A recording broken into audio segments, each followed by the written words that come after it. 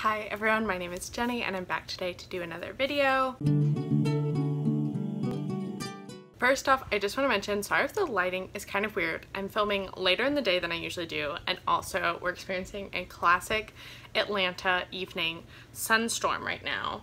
So the lighting's probably going to come and go as the storm passes through, but you know, it's summer in the South, so really you just gotta deal with this sometimes. So today I'm going to be doing my second review and discussion video for my African Women Writers project. If you are new to my channel or haven't heard about this project, it is basically a project where I'm reading historical fiction written by contemporary female writers who were born in Africa and looking at the themes of colonialism, family, and kind of women and women's narratives. So I will put a link to my announcement video up in the cards above, as well as a link to my first video, wherein I discussed The Dragonfly Sea by Yvonne Adiyambo Awora, which is right over here. So today we're going to be discussing Kintu by Jennifer Nansambuga Mukumbi, and let's just get started. First, Mukumbi is a Ugandan writer. She was born in Kampala, but currently lives in the UK with her family as she moved to the United Kingdom for her graduate work, and she received a PhD in creative writing from Lancaster University. Kintu was her debut novel, and it actually came out of her PhD program. This was her dissertation novel, and she's been awarded several literary prizes both for this novel as well as some of her other short story and other fiction work, including the Commonwealth Short Story Prize and the Wyndham Campbell Prize. Mukumbi also has published a collection of short stories and is set to have her sophomore novel, which is titled A Girl is a Body of Water in the United States. I'll put a picture up right here, and The First Woman in the UK, and both of those are set to be published sometime this fall. Now to move on to a summary of the novel in question, Kintu. So Kintu begins with a prologue set in 2004, wherein we learn that a young man named Kamu has just been murdered. Then the novel shifts back to 1750, wherein we learn of the story of Kintu Kida, who is a tribal leader whose son is murdered during an expedition to meet with a governor at the time, and that sets the family down this cursed path that we then see play out over the several ancestral family members of Kintu Kida. So the next four sections of the novel follow these four different members of the Kintu clan, who are Subu Nana Kintu, Kanani Kintu, Isaac Newton Kintu, and Misi Urami, or Misi Kintu. And then in the final section of the novel, these four characters, as well as all the other characters that are involved in their section, come together for a family reunion of sorts. So that's kind of the basic premise of the novel. It's told in these 5 sections, and it comes in at about 450 pages.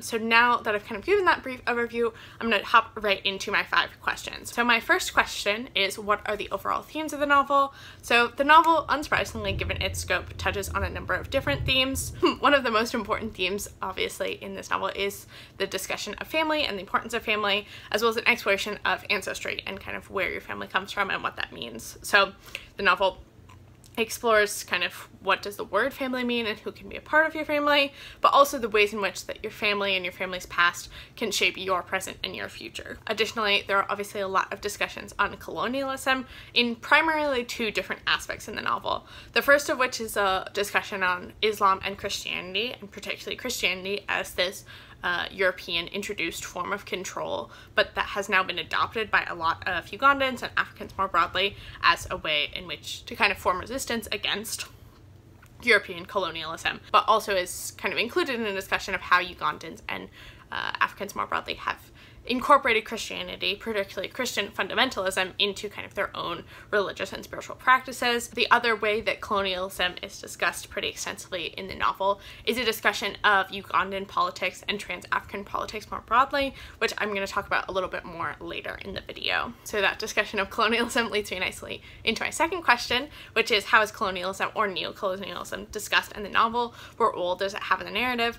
As I said, colonialism plays a large part in this novel, especially as it pertains to discussions of the impacts of colonialism long-term on families. So one of the primary ways that colonialism gets discussed in this novel that I thought was really thought-provoking and interesting is this idea of borders and what do borders mean. So in this novel, through her characters, Mukumbi discusses a lot of how borders are a European convention that were often used as a form of control, but also have continued to be used by Europeans and just basically non-African countries in a more post-colonial context as a continued way to understand Africa and interact with Africa that may or may not actually be beneficial to understanding Africa and its politics and its geopolitics. So this discussion is particularly introduced in this novel in discussing how countries such as Uganda were organized and created as Uganda by the British without any understanding of the nuanced ethnic group relationships that were taking place within this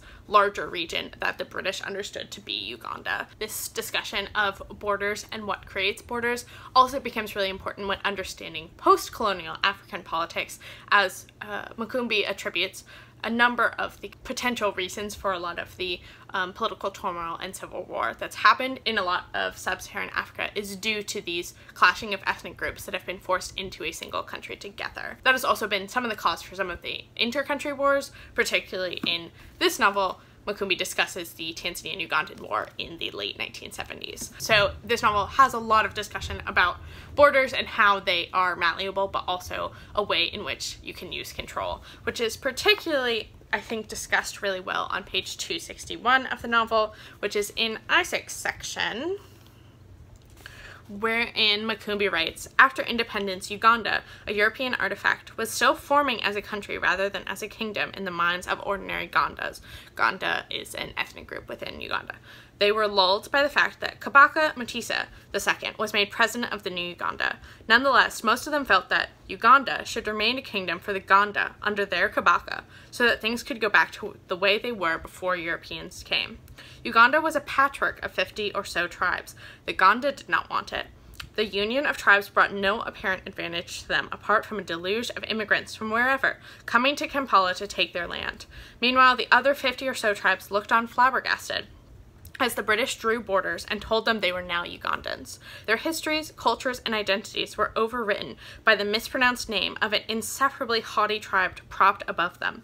But to the Ganda, the reality of Uganda as opposed to Buganda only sank in when, after independence, Obote overran the Kabaka Lubiri with tanks, exiling Mutesa and banning all kingdoms. The desecration of their kingdom by foreigners paralyzed the Ganda for decades. So kind of this discussion of even the ethnic groups that entered into power after independence or were given power by the British after independence often did not want to be in control of a lot of the other ethnic groups that were present in the region, where they were now the people that were in charge of these ethnic groups' well-being. So that I thought was a really kind of pertinent exploration of colonialism and its impacts in this novel. Additionally, this discussion is also relevant, as I said, when discussing post-colonial African politics, as is mentioned on page 336, wherein Misi, another character as I mentioned previously, writes a short piece about the stitching together of Africa, which he attributes as part of the reason that many non-African countries kind of look down on Africa continually and provide aid, because African countries often are seen as these underdeveloped, non-progressive places that have actually just been kind of forced to become these countries that they did not necessarily even want to be. So I thought that was also a really important discussion as well. As for the neocolonialism aspect of this question, there's not a whole lot of discussion on like neocolonialism in terms of like European or Western aid in Africa, but as I said, there's a lot of discussion about the kind of post-colonial Ugandan and trans-African politics, such as the discussion of Idi Amin, who was one of the early presidents of Uganda. He took over ruling Uganda in the early 1970s and 1971 after a coup, and was ousted in 78 after the Tanzanian-Ugandan wars.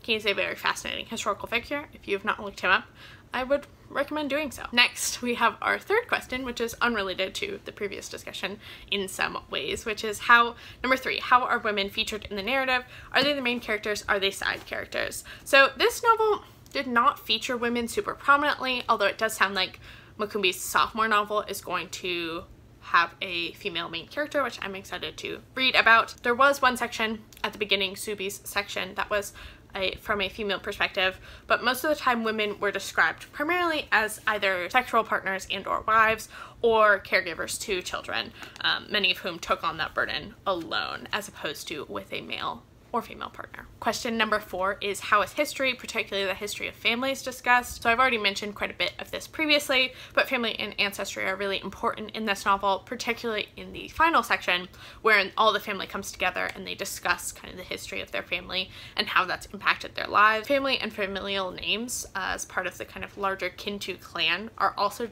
recycled throughout the narrative. Several different characters will have similar names despite not knowing one another, but they're all tied by this familial history. Additionally, as I said, the discussion of like ethnic groups and the ways in which that ethnic group can form or kind of be a family for you is also featured heavily in the narrative, and kind of a discussion of ethnic groups as a form of family is really important to the novel. And then finally, getting into kind of my personal thoughts about Kintu, I actually felt quite similarly to Kintu as I did to The Dragonfly Sea, in that I think it provides a lot of really interesting discussion when looking at these thematic elements of colonialism and families. However, I didn't love it necessarily as like a novel I was reading for pleasure. I think in part that was due to the fact that I read this over the course of quite a long period. I think I read it for almost a month, and so I was reading it quite slowly. And so I don't think I was paying as much attention to the narrative as I really should have, because there's a lot of threads and a lot of things happening. I mean, obviously this came out of a PhD program, so there is a lot to unpack here. And I think sometimes when you're reading for pleasure, you don't pick up on everything. But if a novel is not written cut to kind of like a lower level, if that all makes sense, you get lost and then it's not as fun to read. So I definitely think that happened in this book, and I don't necessarily think it's the novel's fault. I think it's more kind of my own way that I was approaching the reading experience, and thereby the novel didn't feel quite as cohesive as I really wanted it to be. Additionally, I'm learning more and more that I'm very much an emotion-driven reader, and there was not a ton of emotional connection for me with the characters and events in this book. I usually love novels where the reader meets different characters and then later in the novel they come together in kind of unexpected or expected ways, but when they all came together in that final section of this book, I didn't find myself particularly engaged. In fact, I was kind of bored and expected kind of what was going to happen, so I didn't also love the ending for that reason. So I ended up only giving the book 3 stars, but again, in terms of its kind of thematic elements and its interesting discussions on colonialism and the nuances of that, I think are definitely worth merit and worth reading if that's something that interests you. So that's Kintu. Glad to have read it. Just a reminder, the book that I'll be talking about in August is actually a reread for me, which is Homegoing by Yacht Jossi. I absolutely love this book. I gave it 5 stars when I first read it, and I'm really excited to read it a second time. And then I also wanted to mention that I forgot last month to discuss in any way New Daughters of Africa, which is the anthology that I'm kind of reading alongside all of these books. I'm gonna put it down because it's very heavy, but that was in part because I hadn't actually really started digging into it very much. But since then I have started digging into it, and my plan is to kind of read 1 to 3 entries from now until the end of the year. I have about 190, I think, entries left, and there's about 170 days left of the year, so I should definitely finish it before the year is done.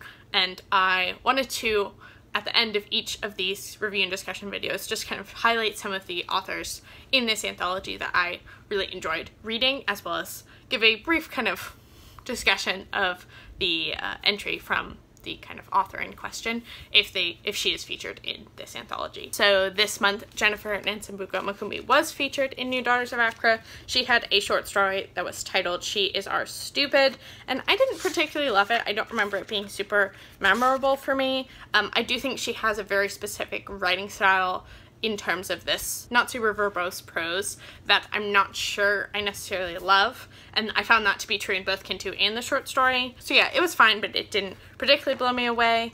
Additionally, I also wanted to point out that last month's author Yvonne Adiyamba-Orr is also in here, and she also has a short story called These Fragments, which is about Muslim and Kenyan relations, like Muslim relations and then the Kenyan government, which I actually thought was pretty interesting. So I really liked that one. So in addition to reading the entries of any of the authors that I'm featuring in this project, I'm also reading this chronologically. So right now I'm up to women that were born in the 1940s, and so I wanted to just share a couple of the authors that I've read thus far that have stood out to me, and then that will be everything. So of the 10 or so authors that I've read thus far, there have been 3 that I really enjoyed and potentially want to explore more. The first 2 are actually a mother-daughter pair who are both suffragists in the United States around the late 19th century, turn of the 20th century, and they were Josephine St. Pierre Ruffin and her daughter, Florida Rough and Ridley. So in the collection we have Josephine's Address to the First National Conference of Colored Women from 1895. And then for Florida's entry we have Our Manners, Are They Bad? And Protest Against Lynch Law, which I thought was really pertinent for the present moment in kind of reading it and thinking about how we are still having the same discussions literally 100 years later. 130 years later, honestly. And then additionally, the second author that I really enjoyed was Meta Davis Cumberpatch, who was born in Trinidad but spent most of her life in the Bahamas, and her entry was A Child of Nature, Negro of the Caribbean, which is a poem that I really enjoyed. So those are the entries that have kind of stood out to me thus far, but I will keep you updated as I continue to work my way through the New Daughters of Africa. So that is all for today. I hope you have a great rest of your day whenever you are watching this. If you have any thoughts about Kintu or want to read it now that you've watched this review or discussion, please let me know down in the comment section below. Additionally, if you found my channel through this video, welcome. My name is Jenny. I'd love for you to give my channel a subscribe and for you to stick around. And I think that is everything. Have a great rest of your day, and I will see you next time.